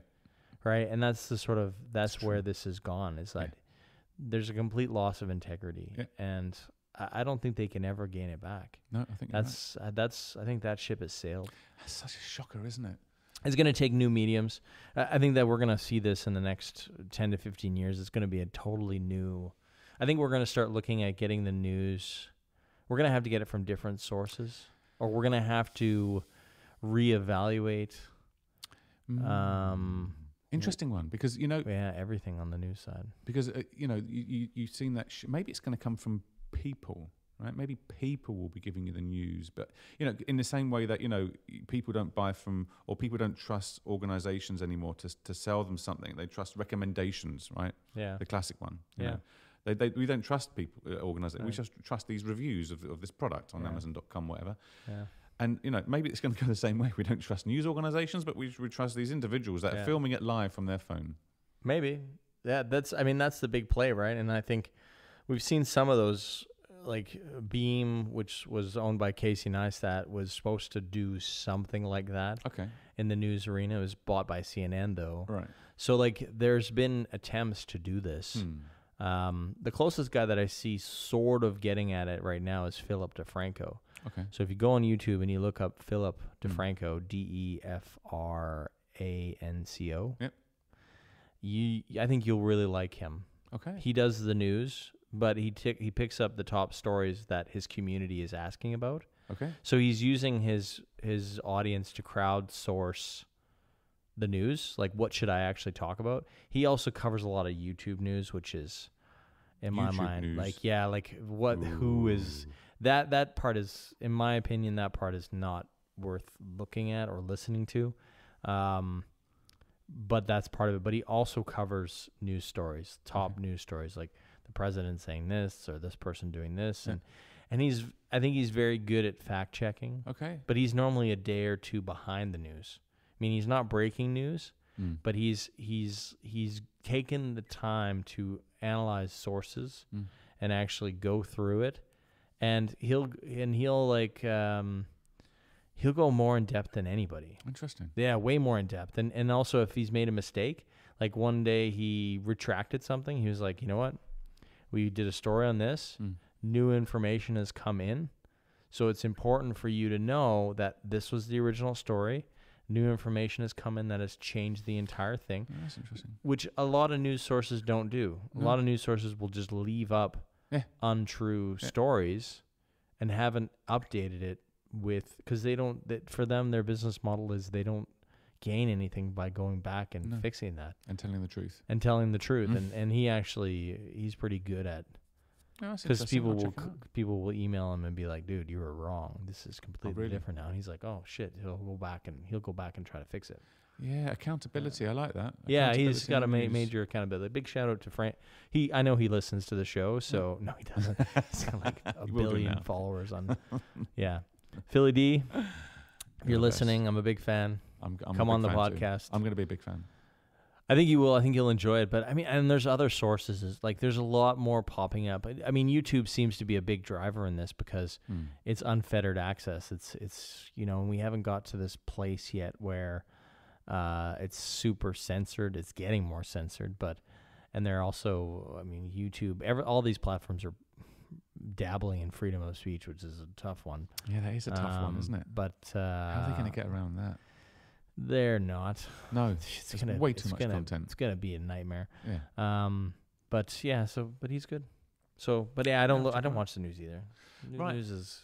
It doesn't give me anything. No, let's face it. I mean, it's just full of badness, really. It's just full of really miserable crap. Well, the Danish news is probably like one of the better. I think European news seems to be a little bit more balanced and sort of unbiased and a little bit more about the facts and not necessarily like trying to sell you something. Yeah. Or fit into a rhetoric or try to create a rhetoric about something. Danish news is kind of cozy, right? Because it's kind of like here's the top story, you know, dog farts, right? Cat walks into fart. Oh my God. It's what it is. It's lovely. It's not that bad. It's not. There is like, but it is more, I think, based on facts. I would say. Yeah. And they do local news. Yeah, that's true. There's a lot of local. Yeah, that's true. Which is good, local content. Yeah. So, yeah. No, but I think that's a good place to leave it. I've bored you enough, my friend. I got the new phone. Wonderful. What do you think? You out. Man, my phone was taking a dive. Really? That's a man phone. So it was 3 years old. Does this facial recognition work? Yeah. Sure. Yeah, so it unlocks and then it's unlocked. Okay. And then I have to swipe. So now you look at your phone, right? It looks at you, and do you talk to your phone? Apparently, that's in my Instagram feed. What is that? That's a chocolate ice cream that's shaped like What is going on? Who is this? And why have they posted this? That's not their normal content. Yeah, that's weird. That's crazy. That's very bizarre. But are you talking to your phone? I mean, are you talking to it now? Oh yeah, I've always talked to Siri. Really? Siri is my best friend. Well, I like her. I'm not comfortable doing it. No. Why not? Well, it just feels weird. It's you know, I can now talk to my phone and turn the lights off. Right? Can you? Yeah. We got this Philips Hue things, right? And you know, you plug it in. It's got a little Wi-Fi chip in the light, right? So it's all kind of hooked up and it's That's linked to your nice. phone. Yeah, but it's like, is it I never wanted it, right? I never. Was it hard to turn on the lights before? Exactly, right. So, but now you can go like a different color, right? Yeah, Red. and that's cool. That's kind of fun, right? But I mean, is it adding it's not. real value, No. right? So No. yeah. Sorry, Brian. That was a bad purchase. No, it was a bit silly. Smart home, though. Gimmicky. Yeah, smart home bad. Yeah. purchase. I'm looking forward to, actually, speaking of smart devices, I did get something smart recently, which I think is pretty cool. Okay. Which is a smart scale. What is that? How does that work? It tracks my weight, my body fat, my muscle, and my water. No, it doesn't. Yes, it does. That's just marketing. You fell for that one. No, it does. It tracks all these things, and what it does, it puts it in an app and tracks it over time. And it tells me if I'm going up or down in these areas. How does it know that? How does it know that? Well, it can measure. That? It can measure how much fat. Like it has an EK. It has like a electrical whatever it is in it. Like what? It does a scan of your body every like 2 minutes or something, or what? No, not every 2 minutes. Like it's only when I weigh. Like only when I weigh myself in. Let's see here. You'll be shocked at how much I weigh. You'll be like, oh my god, dude, you are fat. There's a lot to love there, and most There's of it's muscle. There's a lot to love. It's not muscle. No, but it even tells me my muscle percentage, which is low, and then it tells me what it should be. So it actually gives me a score based on my age and my height, and tells me if I'm under muscle massed, or I'm in the middle, or I'm under or over. Right? Yeah, but how does it know? How does it know what's muscle and what is not muscle? Well, it takes your fat and your bone density and your water. I'm guessing. How does it know that? It's got a thing. It throws an electrical current through your body. Seriously, it throws a little. Come on. I'm not joking. Come on. Actually, I'm doing better. Look. Actually, I'm doing okay. I had a big dip. I've lost a little bit, which is good. I lost like a half kilo maybe. That's good, mate. Actually, I've kind of up. So I was at what was that, 126. Okay. And then That's interesting. my mum's doing this diet right now, and it's the best diet she's ever done in all of her years, and it's really working. And she's basically eating fats. Yeah. Yeah, right? You heard about this one? Keto? That's the one. Yeah. Keto's nice. I like it too. Yeah. My body just functions better. Oh. Yeah. Look at my body fat percentage has gone up. It Eggs was and bacon for 37%. Yeah. Oh my God. How did I gain 2% of my But how does he body know that? I don't understand it. It's probably marketing, but it's lying. my muscle mass has also taken a big dive. I don't. It says my bone mass is 3% of my body's bone. But Which I'm like, how's that even? I thought it'd be way more than that. But bones are pretty light, I guess. My body water percentage is 46%, which it should actually be way better than that. say that again. You're 46% water. Body water, just I don't understand that stat anyway. But it's the body composition is not good. Let's just say that. It can show me that too much fat, like you can actually get here's my percentages, right? That's Too much crazy. fat, not enough water, not enough muscle compared to fat. That's crazy. I gotta lose like 15%. You reckon? But I don't understand. I how gotta it knows bring all it. this I gotta stuff. bring it under 20% I for don't- sure. But yeah. But just do that diet, whatever it was, keto diet. You call? Do that. That sounds like so much fun. Just eating fats. Just eggs and bacon every morning, right?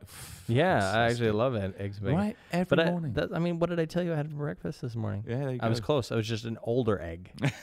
I had chicken and bacon, which is an egg matured. Yeah, A mature egg. But you can eat that. It's not. Don't eat meat. No. It's kind of, isn't it? No, it should be more fats than meat though. Okay. It should be like avocado, a little bit of coconut oil, some nuts, a little bit of nuts. Nuts still have a lot of carbs in them, but yeah, more fats. Do it. Bacon, a lot of bacon, cheeses. You can eat some cheeses. Fantastic. Yeah, but actually, I've been on keto before. I quite like it. It's actually I've been experimenting a little bit with the carnivore diet, which is just meat. Just meat. Just meat. Oh, doesn't it back up in your system for a little No, bit? Really? that's the funny thing. Really? Yeah. I'll send you some videos. A guy did a good study about the carnivore diet, and he was like, he's a, I guess a stomach doctor or like, I don't know, urinary tract doctor, not urinary tract, but like, yeah, bowel doctor, whatever you want to call that. Poo doctor. Poo doctor. Yeah. Dr. Poo.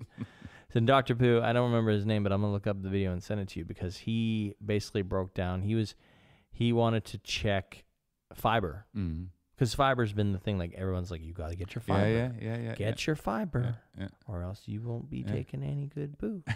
So he wanted to test this.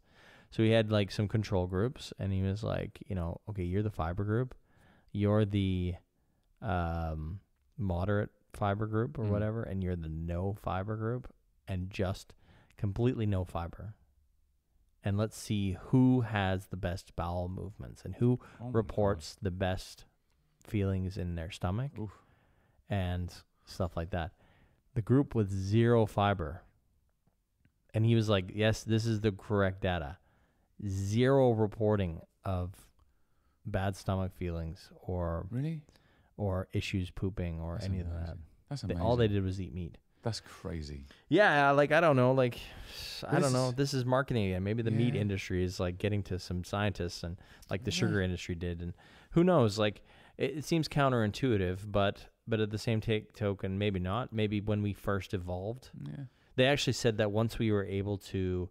Some scientists have alluded to the fact that once we were able to cook and eat meat, that our brain chemistry, that's when things started to get good. Oh, really? That's when we started to evolve rapidly, as rapid as we could, in that sense, because our brains got much bigger, and we evolved into the humans we are today. So there's some connection between meat and brain chemistry. Okay. And That's interesting. What do I know, man? I guess it's like just try it for yourself. Yeah, I think there's many ways around it. You I think gotta it's try like individual stuff, like what are you good at, like, or not what is good for your body, what's good for, because it's all different. I mean, some people survive. I know people that literally survive and look good and have, great bodies on junk food. Hate them. Like, yeah, but we all know these people. We're like, just like, them. what the hell? I hate them. I hate them. I hate I hate them. And they write poetry and they climb mountains and they're just fucking perfect. Hate them. I don't know them. Are you thinking about something specific or perfect specimens of yeah? life. But there are those people that just like can literally eat anything. Yeah. They have the body and the metabolism for it.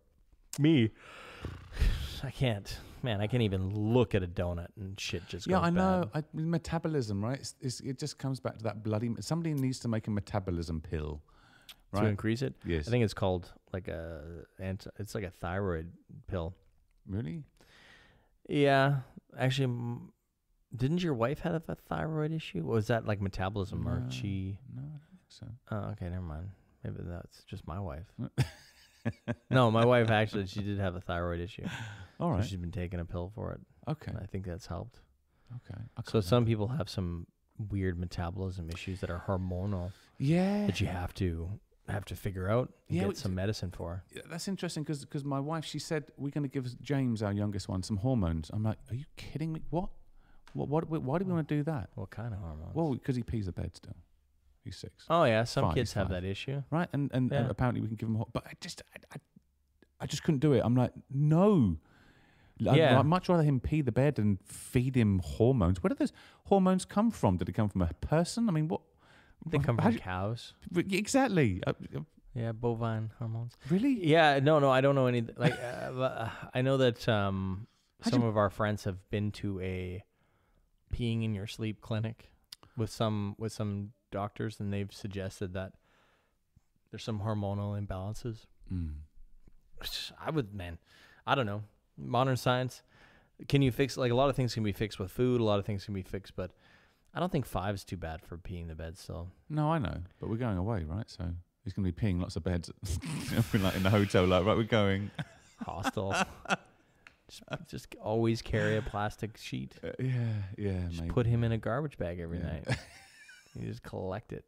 I don't know. No, but that's true. Yeah, right? sorting it out. Yeah, you know. But I think it's good. I think we're also very we're kind of on top of things as parents nowadays. Like we instantly, okay, this is this. I think you're right. I think you're right.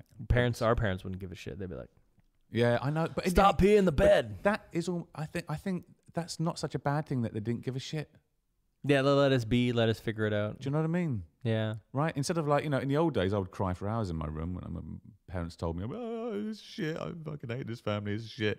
And then you come full circle and be like, maybe it isn't so shit. I'm hungry. Now they really, we got to sort this out now. Do you know what I mean? And family meeting. Do you know what I mean? Right? Yeah, Right? that's true. So it's like, let the kids go full circle. Don't interrupt them. I've also tried to do this with our kids when they're playing outside. If they go out to the playground, if they go somewhere, like, I think before I was a little bit more helicopter helicopter parent. Yeah.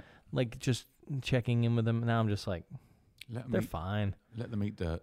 Yeah, exactly. Like what's what's the worst that can happen? Yeah, they got to learn, right? Yeah, they do. We're a little worried about bike. We're not at that place yet. Some of my son's friends kind of bike in scary areas of our roads. In the hood. Yeah, like not in the hood, not like people wise, like everybody's really nice, but more like, just farm roads that people are not really paying attention when they're driving on. Oh God, yeah. Because we live out sort of in the boonies. So, what can you do about that? Yeah, but the other kids do it. Right. So it's like, and we've never heard of any kid ever being hit by a car. No, I know. Like it's very, but then you're like thinking, I was like, oh, my kid will be the kid. Yeah, what if? Yeah, what if? Yeah. And like but then it comes down to being a better parent, like showing them the road, biking the road often with them, getting them used to it. Yeah. You know what I mean? Like maybe it takes that. I think that's it. Yeah. Showing them the ropes. So I got to do that a little bit more. Yeah, because they do imitate us, as you were saying. Right? Yeah, absolutely. So we need that. I gotta first get my bike in order. Yeah, that helps. I actually gotta have a bike. I do have a bike, but it's so old and rusty and shitty. That's the Danish look, though, isn't it? Yes. Right. And I got Crappy that bikes. nice leather seat that is hard as hell. Yeah, everything's worst thing to sit on. Yeah, everything's got to look beaten up and crap, but you have a nice leather seat, like you're saying. It's good. That's the look. very nice. We're gradually becoming Danish, Chris. We're gradually over the years. I'm full It's rubbing Danish. I look like a Danish. Say something in Danish. Did everyone like that out in Danish land? That's red porridge with Cream. cream. Yeah, that's good. Is that, did I say, my son makes fun of me because I can't say Real Madrid. Because apparently in Danish it's like Real Madrid. Oh, God. And I'm like, because they got That's the not hard right. R's, like Real Madrid. It's not right, though. And he's always laughing at me. He's like asking, he's like, say it in front of my friends, Dad. I'm like, Real Madrid. And he's like, you can't be, you're stupid. Idiot. I get that. I'm like, come on, man. Yeah. I don't know. Give me a break here. Yeah, I'm trying my best. It's not.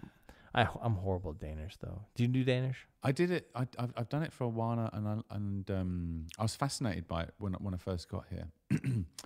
Less so now, but you know, in trying to imitate it, in trying to kind of make it sound good. There was a school I went to called KISS, Kubenhavns Intensive Sports School, right? And they were really military about how you should pronounce it. So I like the pronunciation, but I just can't understand it. I can speak it. I'm happy to speak. I just can't. I don't understand a goddamn thing when they come back to me. Really? Yeah. So I can speak. I'm very happy. I come across probably pretty arrogant in conversations with Danish people because, you know, I'll say something, then they'll say something back, and then I'll just like say something completely irrelevant to what they just said. So you know how to. This is interesting because you know how to say it, Yeah. but you don't know what it means. I don't know. I don't know. I have problems understanding people when they speak Danish to me. Yeah. So, like I say, it's very much a one-way conversation. So, who's that arrogant? See, I have the opposite. Yeah, exactly. I can understand it. Yeah, I just can't speak it. yeah. That's the I can normal. speak a little bit. That's normal. I can speak a little bit, maybe 10%. So you can understand it. Yes, I can understand it pretty well. If it's a one-on-one, if I'm in a loud place with somebody, no way. No. Or if there's lots of conversations going on, there's no way. Yeah. But if I'm one-on-one with a speaker that is speaking normal Danish and not too much flourish in the euphemisms and the metaphors, because that can actually get very tricky when they start throwing in colloquialisms that are just over my head. That's it. Then Finished. I'm lost because it's like, wait a second, did you just call me a turtle? What are you saying? Like, I don't understand you. Yeah. So if they start using that more flowery language, I get lost. No, but if it's very like straightforward, like, would you like to buy some eggs today? Yeah. Like sort of things Every like, day. or like, Everyday stuff is good. yeah, everyday stuff is good. If it gets into politics or names, when names get dropped into conversations, Oh, forget it. it really screws me up because it's like you have to, you have to keep that track of that, and you have to know the culture. Like if there's big cultural references, I'll be lost because it'll be like they're talking about some famous actor, and I'm like, I have no clue. No, and you just going back to names. I mean, they sound alien to me. The names, a lot of the names are alien. Like, they don't sound like names. They sound like throat responses. Like there's a name called Ib. Yeah, Ib. Ib. No, just Ib. I-B. Yeah. Ib. Oh yeah, Ib. Right? Yeah. Okay. And my stepfather-in-law, he's called Bo. Bo. Yeah. Ib. Bo. Actually, I make fun of Danes. They sound like Chinese people. Hi. Oh yeah. Hi. Yeah. That's true.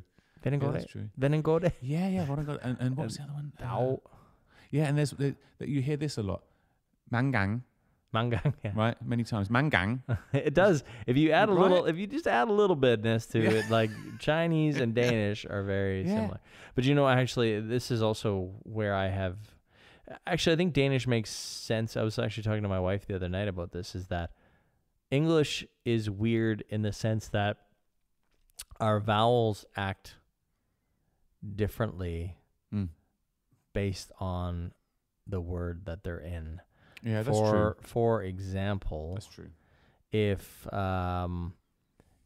for example, like my wife's name is Ina, right?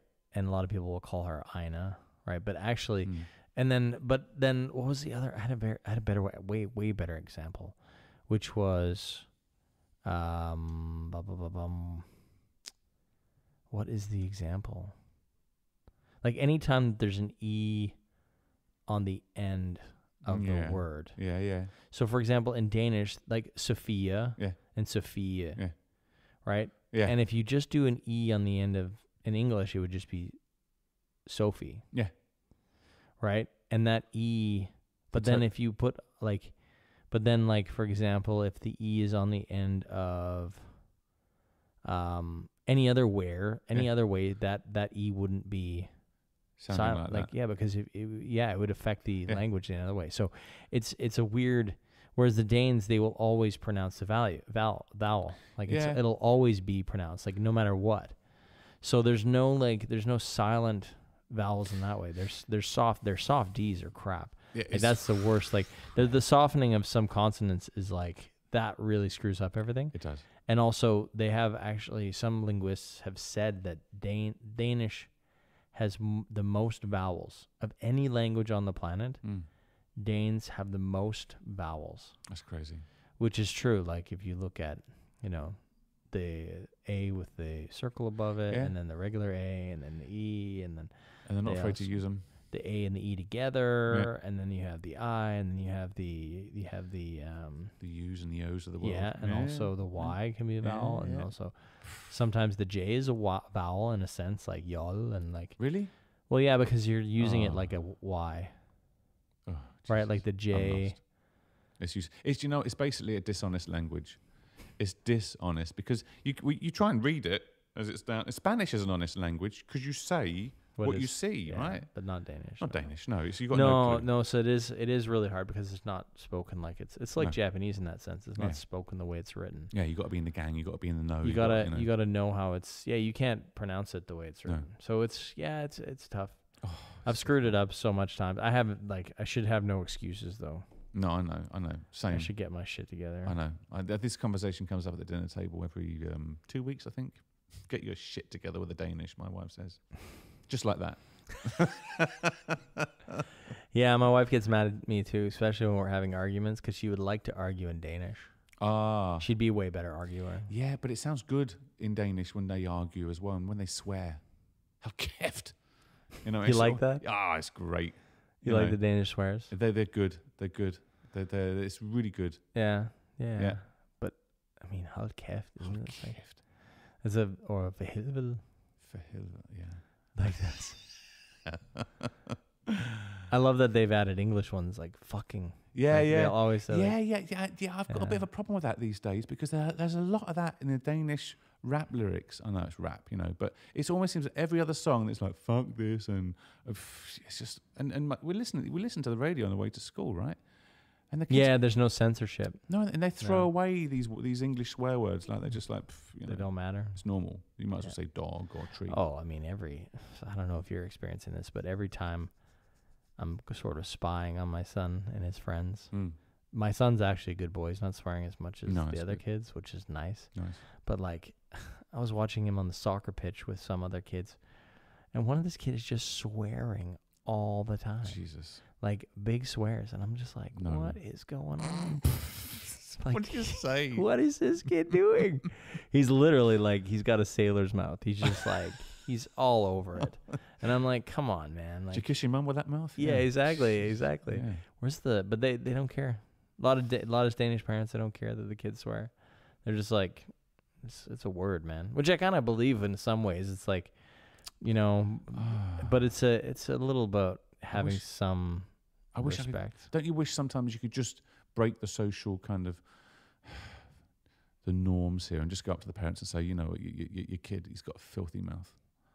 Yeah. Is that your kid? Yeah. Right? And people who are playing their music too loud on the train and go up to them it's like, stop that. I don't listen to your bloody music.